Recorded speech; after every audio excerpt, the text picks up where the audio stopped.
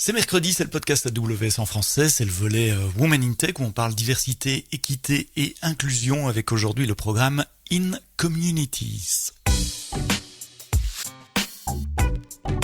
Le podcast AWS en français.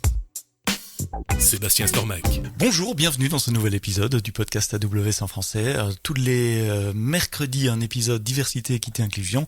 Tous les vendredis, un épisode technologique. Aujourd'hui, dans le monde de la diversité, de l'équité et l'inclusion, on va parler d'un programme d'Amazon qui s'appelle le programme In Communities autour des data centers d'Amazon avec non pas un mais deux invités.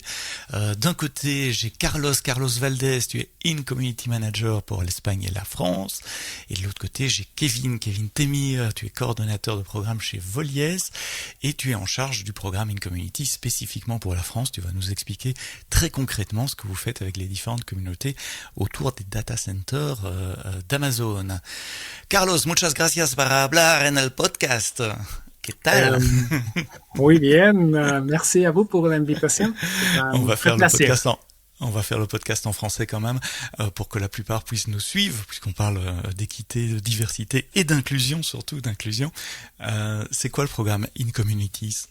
In Communities, c'est le programme d'engagement avec la communauté locale d'Amazon Web Services par rapport au territoire où on établit notre centre de données. Alors, Amazon Web Services, Shengas, a créé une valeur partagée durable au sein du territoire où on établit notre infrastructure cloud. Et plus particulièrement où on établit notre centre de données.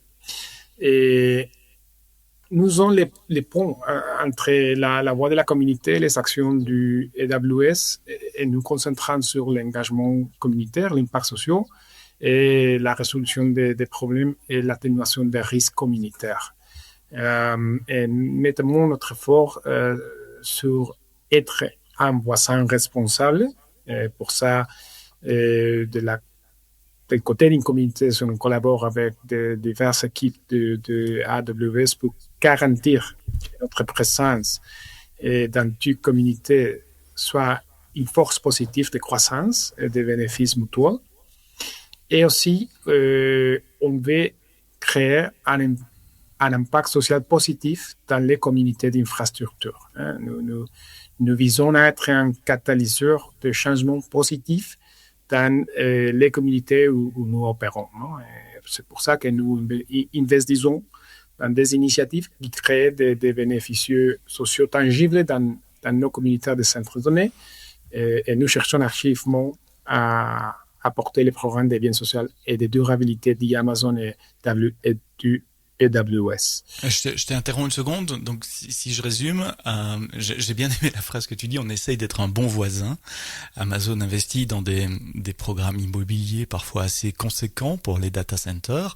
À l'heure où on parle, il y a 39 régions qui ont chacune plusieurs groupes de data centers, donc ça fait des dizaines d'implantations dans le monde. Et l'idée, c'est de travailler avec les communautés locales pour que ce voisinage se passe bien. C'est un bon résumé du programme In Communities? C'est un très bon résumé, et c'est exactement ça. Et nous travaillons autour de 4 domaines d'intersection stratégique qui constituent le socle universel du programme. Non? Qui sont ces 4 domaines? Les premiers, c'est ce qu'on appelle le STEM Education, éducation aux sciences, mathématiques et techniques, où nous soutenons les initiatives d'éducation et de promotion des sciences et techniques à tous les niveaux, spécialement au niveau des schools, d'étudiants des schools. Le deuxième axe stratégique, c'est ce qu'on appelle local skilling, la formation locale, où nous soutenons la formation aux compétences numériques et industrielles dans les territoires. Et le troisième, c'est le Sustainability Stewardship, non? Sustainabilité socio-environnementale, où nous soutenons les chaînes de valeur et les gouvernances locales du développement durable par rapport à l'eau, l'énergie et biodiversité. Et le quatrième axe stratégique, ce qu'on appelle les impacts sociaux hyper locaux, où nous mettons en résonance le développement des initiatives locaux, sociales et solidaires avec les capacités, par exemple les bénévolats d'entreprise, les capacités comme le mécénat de compétences mises à disposition par nos collaborateurs Trees et Datasets. D'accord. Et si vous voulez en savoir plus sur les aspects Green IT d'Amazon, je vous renvoie à un autre épisode d'un podcast, je fais un peu de pub également, qui a été diffusé il y a quelques semaines avec Philippe de Maison, où on parle justement des aspects très concrets sur la durabilité. Alors ces 4 piliers, Kevin, c'est toi qui es chargé de les mettre en place en France. Ça se traduit comment au quotidien? C'est quoi le day-to-day de In-Communities? On peut peut-être aller pilier par pilier. Oui, complètement. Alors le day-to-day d'une communities, comme Carlos l'a très bien expliqué, s'inscrit finalement dans une démarche, je dirais, d'ancrage territorial. Et qui dit ancrage territorial dit forcément mise en commun. Finalement à la fois des projets et des idées entre les infrastructures d'AWS et finalement les représentants de la société civile en général, que ce soit en fait les associations, etc. Cette mise en commun, elle s'exécute et s'exprime de plusieurs manières. Je pense qu'il nous faudrait au moins 2 ou 3 podcasts pour pouvoir les voir un peu dans le détail. Mais si je dois en résumer, ce serait principalement des plateformes de discussion en fait qu'on a avec les partenaires locaux, que ce soit à l'échelle municipale jusqu'à l'échelle régionale, mais aussi des rencontres, des discussions. Les communities, ça se nourrit beaucoup d'humains. Finalement, en l'occurrence, pour pouvoir faire émerger les projets qui finalement viennent trouver la tangente entre ce qu'on cherche à faire au travers d'une communities d'une part, et d'autre part sur ce qui sert vraiment les communautés locales. Quand tu dis communauté locale, et je me permets de t'interrompre, les data centers d'AWS en France sont autour de la région de Paris, donc tu t'occupes de la région et des relations avec des communautés, des élus, tu l'as dit aussi, en Île-de-France. Juste pour cadrer, pour qu'on comprenne bien quel est ton territoire d'action. Alors donc c'est une action en fait qu'on fait de manière concurrente avec d'autres départements en interne d'In-Communities. Donc In-Communities, c'est un programme à part entière, mais qui travaille beaucoup avec Public Policy, PR, etc., etc. Et effectivement, quand je parle de société civile, c'est la société civile dans son ensemble où on a et le personnel associatif, et le personnel public, et le personnel non grata qui se retrouvait pas dans cette double catégorie. Alors le premier pilier, c'était l'éducation. Qu'est-ce qu'on fait concrètement pour contribuer à l'éducation? Je suppose que c'est l'éducation tech, ce qui rejoint beaucoup de sujets qu'on a dans le podcast Women in Tech. Bon, la première chose qu'on peut dire déjà, c'est qu'on a quand même beaucoup de chance en France aujourd'hui sur les sujets d'éducation et notamment par rapport à la tech. Je pense qu'on fait peut-être partie de l'un des seuls pays européens à avoir autant d'innovations pédagogiques qui soient à la fois portées par le personnel de l'enseignement scolaire d'une part et d'autre part sur la capacité d'initiative des entreprises dans ces établissements scolaires, notamment dans des cadres un peu bien identifiés comme les CLEE, etc., etc. Mais je vais pas rentrer dedans, c'est un peu technique et ça nous intéresse pas aujourd'hui. L'objectif, ce qu'on se rend compte aujourd'hui, c'est que la technologie, surtout depuis l'apparition de l'intelligence artificielle, s'est beaucoup accélérée, ce qui pose aujourd'hui la question, donc si tu m'autorises un peu l'anglicisme, de computational thinking, c'est-à-dire que au-delà du simple fait de pouvoir être un utilisateur de la tech, il faut penser comme étant à l'intérieur d'une technologie, et c'est ce à quoi on essaie de s'employer justement en France au travers d'initiatives clés, comme j'ai en tête notamment une initiative qui est portée par une fondation sud-africaine qui s'appelle la Leva Foundation et qui a mis en place en fait un jeu pédagogique qui s'appelle Tangible qui est utilisé au sein des écoles pour pouvoir justement former à ce computational thinking dans le cadre d'un jeu qui utilise des tuiles et une application téléphone pour pouvoir reconstituer la logique algorithmique qui est retranscrite en fait par un parcours qu'un safariman doit faire au travers de la jungle sud-africaine pour pouvoir éviter un rhinocéros ou alors le sauver. Ça dépend des cas. Quand tu parles d'intervention dans les écoles et d'outils pour les écoles, on a déjà abordé d'autres programmes d'AWS comme We Are Engineers et d'autres. Vous travaillez en collaboration avec ces programmes-là également? Collaboration, elle est tout à fait naturelle pour la simple et Évidemment, bonne raison oui. qu'il n'y a aucun programme qui ne peut aujourd'hui, enfin, sauf peut-être erreur de diagnostic de ma part, mais aucun programme ne peut répondre à l'ensemble des besoins des communautés locales, étant donné leur importance, et étant donné aussi l'ampleur des sujets. Donc c'est tout naturel que la gouvernance entre nous se met en place pour pouvoir justement se synchroniser sur des événements clés, comme la semaine du numérique au mois de décembre, ou alors peut-être même probablement pour cette année, pendant la semaine de la science, auquel on a quelques petites choses bientôt à vous proposer. Dans Women in Tech, il y a Women également. Est-ce qu'il y a un axe spécialisé sur l'éducation, la prise en charge des jeunes filles, des jeunes femmes dans les programmes de technologie, puisque on en parle toutes les 2 semaines dans ce podcast, c'est le manque de femmes en tech et comment est-ce qu'on peut essayer de donner goût aux filles d'embrasser des carrières dans la tech?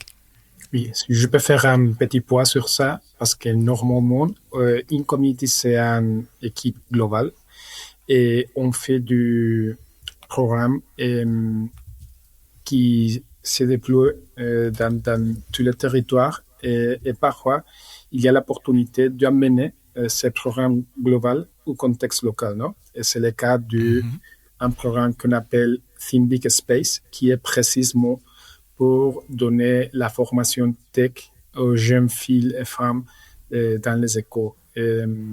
Pour les prochaines années, pour cette année 2026, on a l'objectif d'amener ce programme à la région de France et Kevin peut-être pu donner un peu plus de détails sur ça. Ouais, concrètement en France, ça se passe comment? Ben, ça se passe pas si mal qu'on pourrait le croire, très concrètement.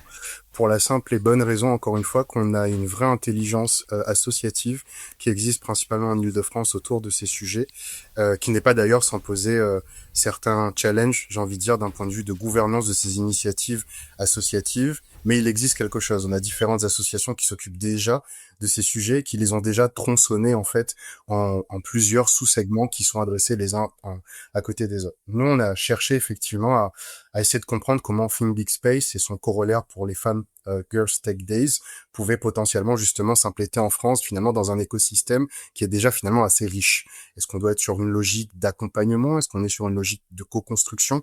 C'est quelque chose qu'on a exploré avec plusieurs associations locales et on est arrivé en fait à la conclusion suivante, c'est-à-dire que le meilleur moyen pour nous de pouvoir délivrer un impact social significatif sur ces sujets, c'était de pouvoir constituer en fait un vivier de rôle modèle à partir duquel on construirait justement la mise en place de moments clés pour pouvoir donner à ces jeunes filles et ces jeunes femmes les ressources pour pouvoir à la fois s'intéresser au métier de la tech et à la fois faire des choix qui vont être des choix stratégiques sur leur orientation à l'avenir. Pour pouvoir initier justement cette démarche, on a fait le choix délibéré de travailler dans un premier temps avec une association que tu connais, je pense, maintenant très bien. J'allais y venir. Qui s'appelle Sista Foundation et qui, pour nous, est un écosystème qui est finalement très compatible avec l'écosystème Women in Tech, où nous avons fait le choix d'identifier les projets qui pourraient potentiellement utiliser l'IA à des fins positive pour les communautés locales. On a lancé une première promotion, une première au niveau national qui s'appelle le Women in AI, au travers duquel on a donné la chance à 20 fondatrices et ou cofondatrices pour pouvoir être accompagnées par cet écosystème d'exception pour les aider justement à atteindre un autre niveau dans leur développement de business. Pour nous, c'est important parce que finalement, là, ce qu'on essaie surtout de faire avec ce partenariat, c'est diversifier les profils par le haut. Mais ce qu'on a aussi voulu, c'est que ces personnes qu'on a mis par le haut, qu'elles puissent aussi se retrouver dans une autre initiative plus silencieuse, mais je pense qu'on aura l'occasion d'en reparler un peu plus sur cette année, qui s'appelle Duo for AI, dans lequel on va faire en sorte de pouvoir faire travailler ensemble ces mêmes femmes qui sont ou Chief Technical Officer ou Chief Executive Officer avec nos managers et nos techniciennes de data center pour pouvoir justement être des ambassadrices de cette dualité entre infrastructure tech et solutions cloud tech, etc., au sein des communautés où nous sommes présents pour pouvoir inspirer ces jeunes filles dans les communautés locales et leur dire que oui, vous pouvez être ingénieur, oui, vous pouvez être entrepreneur, mais oui, vous pouvez être aussi technicienne, on en a besoin en fait concrètement aujourd'hui pour soutenir la croissance de la tech française et francophone. Oui, ça serait super intéressant d'avoir un retour sur du OEI un peu plus tard dans l'année, quand ça sera en route, quand il y aura un peu de feedback. Si vous voulez en savoir plus sur Sista, c'est une association qui aide les femmes entrepreneurs à trouver qui les aide pour trouver des financements. Et il y avait un épisode dont je vous mets les liens dans les notes du podcast. Agir avec les femmes, agir avec l'éducation, ça nous amène tout naturellement au deuxième pilier, qui est le développement des compétences. En général, de quelles compétences on parle et de quelle population on parle pour ce pilier 2? Alors, par rapport à ce pilier, on a voulu construire un narratif, encore une fois, qui s'inscrit dans cette dimension de bon voisinage et d'ancrage territorial. Pour nous, il y avait 3 principaux narratifs sur lesquels on voulait mettre principalement l'accent du côté d'In-Communities.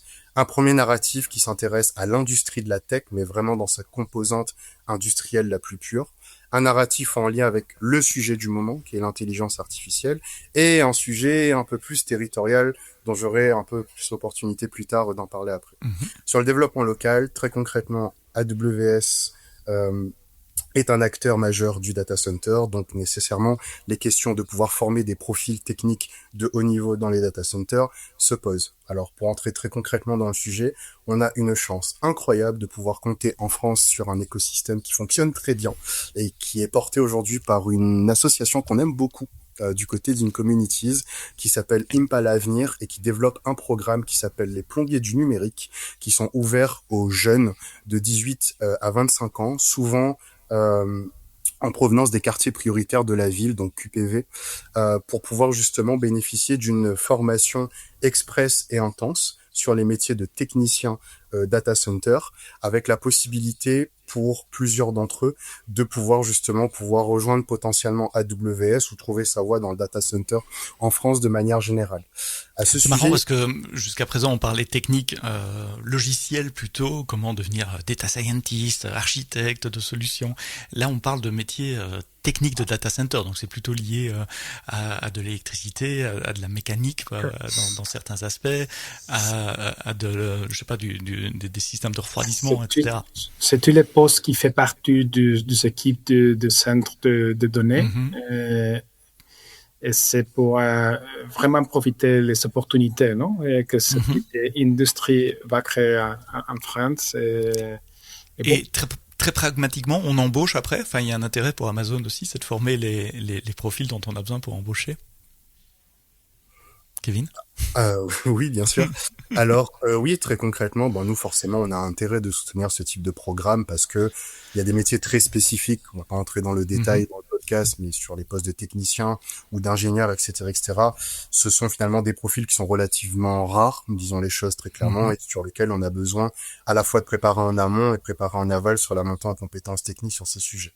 Ceci dit, et je pense que ça vaut aussi le coup de le dire ici, ce qui est très intéressant dans la formation de technicien data center, c'est que dans le fond, le jeune, il a le choix. Il a le choix, finalement, de se dire, s'il veut tenter sa chance du côté d'AWS, il le peut, mais s'il veut tenter sa chance ailleurs, il est aussi libre de le faire. Et ce qui est assez fou, et ça, les gens ne le savent pas forcément, et ce que je dis là, il ne vient pas de moi, ça vient justement de Impala Avenir qui maîtrise très bien le sujet, c'est finalement de se dire qu'un technicien data center qui est formé sur un territoire, d'une certaine manière, c'est un data center qui est formé à la maintenance industrielle de manière générale en France. Pourquoi ça a son importance? Parce que pour être technicien data center, il faut quasiment maîtriser l'essentiel de toutes les techniques de maintenance qui peut exister, de la clim jusqu'à l'électricité, en passant par la maintenance conformément en fait à l'adaptation au changement climatique, etc., etc. Donc, quand on prend en considération ces différents pôles métiers, on part aussi du principe que d'une certaine manière, ceux qui font le choix de ne pas vouloir travailler en data center, quelque part, ils vont de toute façon enrichir le territoire industriel local parce que ces compétences vont être éminemment utiles au développement de ce dont les industries françaises ont besoin aujourd'hui sur ces sujets. Et encore une fois, nous, notre sujet, c'est de faire en sorte que l'opportunité que le territoire local nous donne de nous développer, eh bien, on le rend aussi à la communauté et ça en fait partie. Et vous avez les liens de tout ce dont Kevin parle. Vous scrollez un peu dans votre application de podcast ou sur la page web, peu importe l'endroit où vous nous écoutez. Vous trouverez le lien évidemment pour Impala Avenir et aussi le programme Les Plombiers du numérique. J'aime bien le mot plombier parce que c'est une analogie que j'utilise souvent quand je dois décrire le cloud. C'est la plomberie de l'informatique. Oui. C'est les trucs que tout le monde doit faire, qui malheureusement sont un peu invisibles, mais qui sont absolument indispensables, sur lesquels on construit tout le reste. On aime bien ces programmes et en fait, on a des cas d'accès à l'intérieur du AWS. Et on a des lauréats de ces programmes qui maintenant ils sont notre collègue, non? Ils sont engagés pour les équipes d'opération AWS et qui peut parler en première personne, non? En faisant les nouveaux candidats de ces programmes et de partager l'expérience, de faire la formation et puis obtenir un emploi avec nous. Alors je regarde l'heure qui avance également. Le troisième domaine dont vous avez parlé au début, c'est la durabilité, ce qu'on appelle le Green IT en bon franglais. Quelles sont vos actions concrètes dans la région parisienne à ce niveau-là?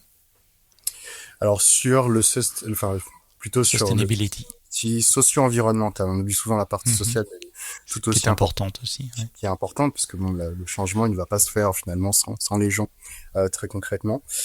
Sur ce pilier, on a plusieurs partenariats qui sont en cours. Déjà sur la logique, l'objectif pour nous, c'est d'être pertinent sur 4 sujets clés, à savoir les énergies, l'énergie de manière générale, l'eau, la gestion des déchets et la biodiversité. Donc sur chacun de ces piliers socio-environnementaux, on va chercher à nouer effectivement des partenariats qui vont nous permettre idéalement d'adresser ces 4 sujets en même temps, ou alors de manière très pertinente chacun de ces sujets. Ce que je te propose, c'est de donner un peu deux exemples. Des exemples concrets. J'aime bien le concret. Donc en fait, le premier, c'est on a une grosse action avec une association qu'on aime aussi beaucoup du côté d'une communities qui s'appelle Ma Petite Planète. Donc comme on est très implanté sur le plan local, ça nous paraissait important de pouvoir proposer notamment aux collèges des territoires dans lesquels on se trouve. Je pense par exemple au département de l'Essonne. On a un partenariat qui est en cours avec le département de l'Essonne et Ma Petite Planète pour pouvoir permettre aux jeunes collégiens de pouvoir déjà découvrir le programme In Communities, ce que ça apporte au territoire, etc., mais aussi de jouer le temps d'un mois à un challenge sur lesquels leur classe, leurs professeurs vont être amenés à utiliser une application. Donc on s'inscrit complètement sur le Tech for Good, exactement, dans lequel ils vont pouvoir réaliser tous les jours des petites actions sur lesquelles ils vont pouvoir être en même temps éduqués sur effectivement les ordres de grandeur environnementaux, etc., etc. Ça nous tenait parce qu'on part du principe que les écoles ont un rôle hyper important à jouer sur le développement de la conscience environnementale et sociétale aujourd'hui, et ça passe par ces moments privilégiés qui n'ont lieu finalement que 2 fois par an. Donc ça c'est le premier sujet. Deuxième sujet, on a lancé quelque chose, je crois, qui n'existe pour le moment qu'en France aujourd'hui. Ça s'appelle on l'a brandé un peu comme ça, on sait pas si on va le garder, mais bon, je l'appelle comme ça et ça fait plaisir à tout le monde. Il faut bien donner un nom, oui. On l'a appelé ça Builders for Nature, où en fait on a un partenariat avec un acteur parisien qui s'appelle les Inventeurs Paris, qui travaille avec nous en fait en tant qu'intermédiaire avec d'autres associations environnementales pour pouvoir utiliser le temps qu'on met à disposition au travers de nos collaborateurs dans des temps de volontariat dédiés pour pouvoir confectionner à partir de matériaux recyclés des objets qui vont servir des causes environnementales, en tout cas incarnées par les associations qui veulent travailler avec nous. Je pense par exemple à la dernière action en date sur ce sujet, où nous avons travaillé avec les apiculteurs justement du département de l'Essonne pour la réalisation de pièges à frelons. Alors non pas pour piéger des frelons, c'est un faux ami, mais pour pouvoir justement aider les services des communautés locales à pouvoir mieux identifier les nids à frelons. Aujourd'hui, la chute de la biodiversité qui passe par la chute de la population d'abeilles est notamment due effectivement à ces frelons asiatiques qu'on est de plus en plus incapable en fait de pouvoir identifier, étant donné que les nids ne sont pas dans les airs mais sont dans les sols en l'occurrence, et que pour pouvoir couvrir en fait ces territoires, on a besoin de pouvoir avoir ces fameux pièges qui permettent d'identifier concrètement où pourraient se trouver ces foyers à charge pour le département et les services concernés, selon les situations, de pouvoir le traiter dans les meilleurs délais. Alors il y a ce 4e pilier justement, d'impact hyper local. Celui-là, j'avoue, il est un peu plus flou pour moi. Qu'est-ce que tu entends par impact hyper local? Et quels sont les... si j'ai bien compris, c'est du volontariat dans des entreprises ou dans des associations. Explique-nous ça, Kevin. Alors sur ce type de projet, alors là j'ai envie de dire c'est un peu le pilier sur lequel la créativité a son summum, si je peux dire, parce que l'objectif c'est justement de pouvoir imaginer des missions de volontariat qui ont des impacts sociaux qui sont mesurés et qui sont très concrets, en l'occurrence, qui permettent à la fois d'animer finalement les communautés auxquelles on appartient et en même temps de l'autre côté de pouvoir aussi donner du temps finalement à des organisations qui n'en ont pas assez pour pouvoir aller au bout de leur mission sociétale. Je vais prendre 2 exemples concrets. Le dernier exemple que j'ai en tête, c'est une action qu'on a menée en décembre dernier avec une très petite association qu'on adore, du côté d'une communities, qui s'appelle, attention, le nom est très recherché, Fake Hair Don't Care, qui est une petite association qui travaille avec les coiffeurs. Donc, on trouvait ça très intéressant de pouvoir être présent en fait avec les coiffeurs de la communauté locale, en fait, qui ont une mission très simple, qui est celui de collecter des cheveux pour pouvoir réaliser des perruques pour les personnes en situation de cancer à un prix qui est solidaire. Aujourd'hui, ce qu'il faut avoir en tête, c'est qu'une perruque, ça a l'air d'être un accessoire, alors que pour beaucoup de personnes, on parle d'un symbole qui restaure la dignité des personnes qui sont dans cette situation. Et que si l'on veut aujourd'hui avoir une perruque 100% naturelle, donc ce chiffre il vient pas de moi, il vient de la maître perruquière qui travaille à l'intérieur de cette association, il faut être capable de débourser minimum 3 500 € hors taxe. Wow. Avec une prise en charge qui se situe aux alentours de 200 à 300 €. Je connais pas le détail, il faudra revérifier sur le site amélie.fr. En l'occurrence. Ce qui fait qu'en fait, il y a vraiment un vrai besoin de pouvoir proposer des perruques 100% naturelles à un prix qui soit solidaire. Et c'est ce à quoi s'emploie cette association. Donc, ce qu'on a fait concrètement... Et oui, qu'est-ce qu'on fait, nous, Amazon et les data centers, avec cette association? Forcément, on se pose la question de... où est-ce qu'elles ont le plus de besoins? C'est une cause qui parle à énormément de gens, donc des stocks de cheveux, elles en ont énormément, et malheureusement, elles n'ont pas forcément assez de bénévoles pour pouvoir traiter tous ces stocks. D'ailleurs, si tu vas sur leur site internet, tu verras très concrètement qu'elles ne prennent plus de dons parce qu'elles... De dons, je viens d'y aller et je me suis dit, tiens, c'est la première chose, on n'accepte plus de dons, mais on veut du temps. Exactement, du temps pour pouvoir les accompagner dessus, et c'est ce qu'on a fait du coup avec nos volontaires en organisant une mission le matin, une mission l'après-midi. On a demandé à nos salariés qui sont motivés et volontaires de venir pour pouvoir les aider à gérer ce stock selon un process qui serait défini par l'association. Donc mission un peu atypique, mais dans laquelle on se rend compte finalement que le simple fait d'être présent et aux côtés d'un représentant de la société civile sur une mission clé pour des gens qui en ont vraiment besoin, ça crée à la fois du sens pour le collaborateur, et plus que créer du sens, ça permet d'accélérer la mission sociétale d'une organisation qui en a cruellement besoin aujourd'hui. Et le deuxième exemple? Alors le deuxième exemple que j'ai en tête, c'est alors cette fois-ci un tiers-lieu. Donc oui, on travaille avec tous les acteurs de la société civile. Un tiers-lieu, c'est quoi ça? Un tiers-lieu, c'est un lieu qui est dédié à l'innovation sociétale. Donc je pense que France Tiers-Lieu pourra peut-être me tenir rigueur de cette définition. Mais très concrètement, c'est un lieu qui est dédié à l'innovation sociétale par les parties prenantes et pour les parties prenantes, en l'occurrence. Donc c'est le type de projet un peu open source qu'on aime aussi, concrètement du côté d'InCommunities. Et celui-là a pour particularité de se focaliser sur l'insertion sociale des individus qui souhaitent s'inscrire dans un secteur économique sur lequel la France a encore beaucoup besoin aujourd'hui, qui est le secteur de la fashion, de manière générale. Donc l'objectif, c'est de pouvoir produire mieux, dans les limites planétaires, j'entends, avec des profils divers et variés sur des métiers qui ont tendance à disparaître aujourd'hui, à savoir le fait de filer, le fait de travailler en fait à la production, le fait de travailler à la réalisation, etc., etc. Et c'est vrai que c'est un partenariat qui fonctionne beaucoup parce qu'on a l'occasion effectivement de pouvoir encore une fois travailler avec eux sur de l'intermédiation au service d'une association tiers qui aurait besoin justement de produits à base de textiles, etc., etc. Je prends pour exemple la dernière action qu'on a eue du côté d'InCommunities avec eux. Donc c'était la fin du mois dernier. Ils sont venus dans nos locaux, donc à AWS, pour répondre en fait à une demande venant d'une association externe qui avait besoin de réaliser des petites pochettes pour leurs bénéficiaires, pour leur vie de tous les jours, etc. Donc ils sont venus avec nous, avec les modèles, les patrons, etc., etc.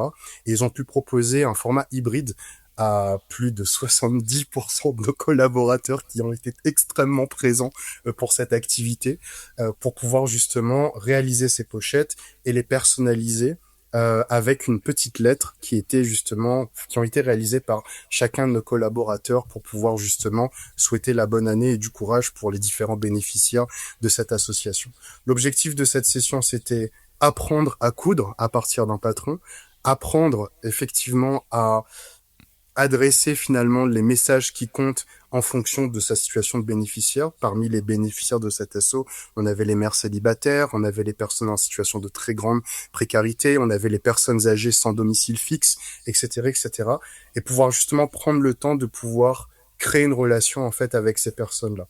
On a réussi à réaliser plus de 60 pochettes avec des personnes qui ne maîtrisaient pas du tout la couture, il faut quand même le dire, dès le départ, et pouvoir préparer plus de 300 lettres à destination justement de ces bénéficiaires d'association. La prochaine étape pour nous, dans le cadre de ce projet, c'est de pouvoir aller à la rencontre de ces bénéficiaires et pouvoir leur remettre concrètement ces choses qu'on a pris le temps de faire pour eux, et ce de manière à la fois éthique et à la fois sustainable friendly. Si tu m'autorises. C'est fascinant de voir l'ensemble de ces activités que tu déroules au travers du programme In Communities.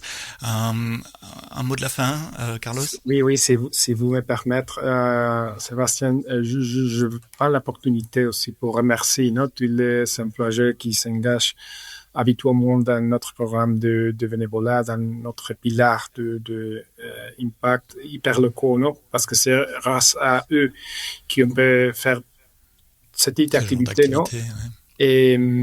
Et seulement l'année passée, il y a plus que 60% de tous les employés du centre de données de CDG, non, de la région en France, qui ont participé au moins dans une activité. Et c'est plus que 600 heures de bénévolat. De bénévolat. Ouais. Par les employés d'Amazon, des data centers, de ce qu'on appelle la région CDG, que vous connaissez aussi peut-être sous le nom EU West 3. Kevin, tu seras au Summit AWS à Paris le 1er avril? Évidemment, pour parler Women in Tech, pour parler In Communities. Si quelqu'un est dans une association, nous a écouté, alors c'est pas le cœur de cible de ce podcast, mais vous avez tous des frères, des oncles, des parents, des grands-parents, des tantes, des cousins qui travaillent dans des associations. Comment est-ce qu'on peut vous contacter? Et on peut nous contacter par email ou à travers des collègues d'AWS qui connaissent les programmes. Et nous sommes toujours intéressants à l'écoute active des besoins des communautés locales où on établit notre infrastructure cloud, alors que ça sera magnifique de recevoir des nouvelles d'associations ou collègues qui vont collaborer avec nous. Et je mets les liens vers vos profils LinkedIn également dans les notes du podcast. Donc vous ça, pouvez, c'est parfaitement, ça c'est une façon de nous contacter. J'aurais jamais pensé qu'en partant de Women in Tech, diversité, équité, inclusion, on en vienne à parler des frelons asiatiques. Donc merci Kevin pour cette histoire là également. Merci à tous les deux, Carlos et Kevin, pour nous avoir parlé du programme In Communities d'Amazon et des data centers et des actions sur les communautés locales au niveau de l'éducation, de l'inclusion et le travail super local aussi avec les diverses associations, les derniers exemples que Kevin a cités. Merci à vous d'avoir écouté le podcast AWS Women in Tech jusqu'au bout. Rendez-vous vendredi prochain, dans 2 jours déjà, pour un nouvel épisode. On parlera des nouveautés des 2 dernières semaines. Mais d'ici là, quoi que vous codiez, codez-le bien.